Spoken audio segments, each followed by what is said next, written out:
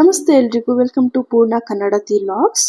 ಇವತ್ತಿನ ವಿಡಿಯೋದಲ್ಲಿ ನಾನು ಮೆಂತ್ಯನ ಉಪಯೋಗಿಸ್ಕೊಂಡು ಚೆರಿ ಟೊಮೆಟೊ ಹಣ್ಣಿನ ಗೊಜ್ಜನ್ನ ಯಾವ ತರ ಮಾಡೋದು ಅಂತ ತಿಳಿಸ್ಕೊಡ್ತೀನಿ. ಬನ್ನಿ ಹೇಗೆ ಮಾಡೋದು ನೋಡೋಣ.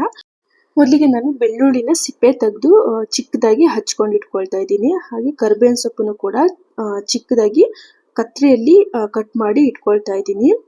ಸ್ವಲ್ಪ ಹುಣಸೆ ಹಣ್ಣಿನ ರಸ ತಗೊಳ್ತಾ ಇದ್ದೀನಿ. ಈ ಟೊಮೆಟೊ ಚೆರಿ ರೀತಿ ಕಾಣೋದ್ರಿಂದ ಇದನ್ನ ಚೆರಿ ಟೊಮೆಟೊ ಅಂತ ಹೇಳ್ಬಿಟ್ಟು ಕರೀತಾರೆ.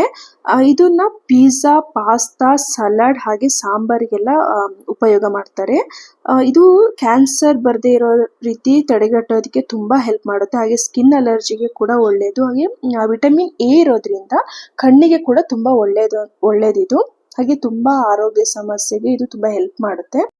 ನಾನಿಲ್ಲಿ ಮಾಮೂಲಿ ಅಡುಗೆಗೆ ಯೂಸ್ ಮಾಡೋಂತಹ ಟೊಮೆಟೊನು ಕೂಡ ಸೇರಿಸ್ಕೊಳ್ತಾ ಇದ್ದೀನಿ. ಯಾಕೆಂದ್ರೆ ಅದು ಜಾಸ್ತಿ ಇಲ್ಲ, ಹಾಗಾಗಿ ಸ್ವಲ್ಪ ಜಾಸ್ತಿ ಗೊಜ್ಜು ಬೇಕು ಅಂತ ಅಂದ್ರೆ ಈ ಟೊಮೆಟೊ ಯೂಸ್ ಮಾಡ್ಬೋದು. ಇಲ್ಲ ಬರೀ ಈ ಟೊಮೆಟೊದಲ್ಲಿ ಕೂಡ ನೀವು ಗೊಜ್ಜನ್ನ ಮಾಡ್ಕೊಬಹುದು. ಇದ್ರಲ್ಲೂ ಕೂಡ ತುಂಬಾ ರುಚಿಯಾಗಿರುತ್ತೆ ಗೊಜ್ಜು. ನಾನಿಲ್ಲಿ ಒಂದು 3 ಟೊಮೆಟೊ ಹಣ್ಣನ್ನ ಇದನ್ನು ಕೂಡ ಚಿಕ್ಕದಾಗಿ ನಾನು ಹಚ್ಕೊಂಡು ಇಟ್ಕೊಳ್ತಾ ಇದ್ದೀನಿ. ಇಲ್ಲಿ ನಾನು ಓವರ್ ನೈಟ್ ನೆನೆಸ್ಕೊಂಡಿರೋಂತಹ ಮೆಂತ್ಯನ ನೀರು ಸೋರಿಸಿ ತಗೊಂಡಿದ್ದೀನಿ. ಇದು ಏನೇನು ಇಂಗ್ರೀಡಿಯೆಂಟ್ಸ್ ಬೇಕು ಅಂತ ನೋಡೋಣ.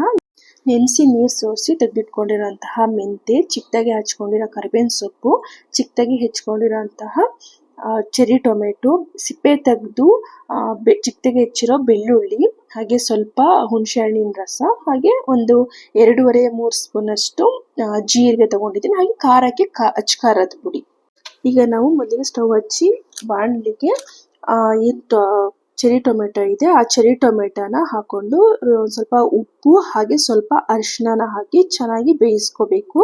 ಇದಕ್ಕೆ ನಾವು ನೀರೇನು ಸೇರಿಸೋಬೇಕಾಗಲ್ಲ, ಯಾಕೆಂದ್ರೆ ಟೊಮೆಟೊ ಹಣ್ಣಲ್ಲೇ ನೀರು ಬಿಡೋದ್ರಿಂದ ನೀರು ಬೇಡ. ಲಾಸ್ಟಿಗೆ ನಾವು ಹುಣಸೆ ಹಣ್ಣಿಂದು ರಸ ಹಾಕೊಳ್ತೀವಿ, ಹಾಗಾಗಿ ನೀರೇನು ಸೇರಿಸ್ಕೊಳ್ಳೋದು ಬೇಕಾಗಲ್ಲ.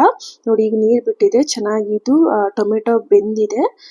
ಇವಾಗ ನಾವು ಹುಣಸೆ ಹಣ್ಣಿನ ರಸನ ಹಾಕೊಳ್ಳೋಣ. ಇದು ಟೊಮೆಟೊ ಆಲ್ರೆಡಿ ಹುಳಿ ಇರೋದ್ರಿಂದ ಸ್ವಲ್ಪ ಒಂದು 2 ಟೇಬಲ್ ಸ್ಪೂನ್ ಅಷ್ಟು ಹುಣಸೆ ಹಣ್ಣಿನ ರಸ ಹಾಕೊಂಡ್ರೆ ಸಾಕು. ನಾವು ಇನ್ನೊಂದು ಬಾಣಲಿ ತಗೋಬೇಕಾಗುತ್ತೆ. ಇದಕ್ಕೆ ಸ್ವಲ್ಪ ಜಾಸ್ತಿ ಎಣ್ಣೆ ಬೇಕಾಗುತ್ತೆ. ಎಣ್ಣೆ ಕಾದ ನಂತರ ಸಾಸಿವೆ, ಇಂಗು, ಬೆಳ್ಳುಳ್ಳಿ, ಕರಿಬೇವಿನ ಸೊಪ್ಪು, ಜೀರಿಗೆ ಇಷ್ಟನ್ನ ಹಾಕೊಂಡು ನಾವು ಚೆನ್ನಾಗಿ ಅದನ್ನ ಫ್ರೈ ಮಾಡ್ಕೊಬೇಕು. ಬೇಯಿಸ್ಕೊಂಡಿರೋಂತಹ ಟೊಮೆಟೊ, ಮೆಂತ್ಯ, ಖಾರಕ್ಕೆ ಖಾರದ ಪುಡಿ, ರುಚಿಗೆ ತಕ್ಕಷ್ಟು ಉಪ್ಪು, ಇದಿಷ್ಟನ್ನ ಸೇರಿಸ್ಕೊಂಡು ಚೆನ್ನಾಗಿ ಕುದಿಸ್ಕೊಬೇಕು. ಇದು ನೀರೇನು ಆಡ್ ಮಾಡ್ಕೊಳ್ಳೋದು ಬೇಡ, ಇದು ಕುದ್ರೆ ಸಾಕು. ಈ ಮೆಂತ್ಯದ ಈ ಗೊಜ್ಜಿಗೆ ತುಂಬಾ ಹೈಲೈಟ್ ಆಗಿರುತ್ತೆ. ಕಹಿ ಏನು ಬರಲ್ಲ ನಿಮ್ಗೆ. ಅನ್ನಕ್ಕೆ, ರೊಟ್ಟಿಗೆ, ಚಪಾತಿ ಇದಕ್ಕಂತೂ ತುಂಬಾ ಚೆನ್ನಾಗಿರುತ್ತೆ. ಒಂದ್ಸಲ ನೀವು ಖಂಡಿತ ಮನೇಲಿ ಮಾಡಿ ಟೇಸ್ಟ್ ನೋಡಿ. ಹಾಗೆ ಮೆಂತ್ಯದ ಯೂಸಸ್ ಏನಂತಂದ್ರೆ ಇದು ಶುಗರ್ ಕಂಟ್ರೋಲ್ ಮಾಡುತ್ತೆ, ಹಾಗೆ ಗ್ಯಾಸ್ಟ್ರಿಕ್ ಕೂಡ ಕಂಟ್ರೋಲ್ ಮಾಡುತ್ತೆ. ಕೂದಲಿಗೆ ಅಂತೂ ತುಂಬಾ ಒಳ್ಳೇದು. ಮಕ್ಕಳು ಬರೀ ಮೆಂತ್ಯ ಕಹಿ ಅಂತ ಹೇಳಿದ್ರೆ ಈ ತರ ಮಾಡ್ಕೊಡಿ, ತುಂಬಾ ಇಷ್ಟಪಟ್ಟು ತಿಂತಾರೆ.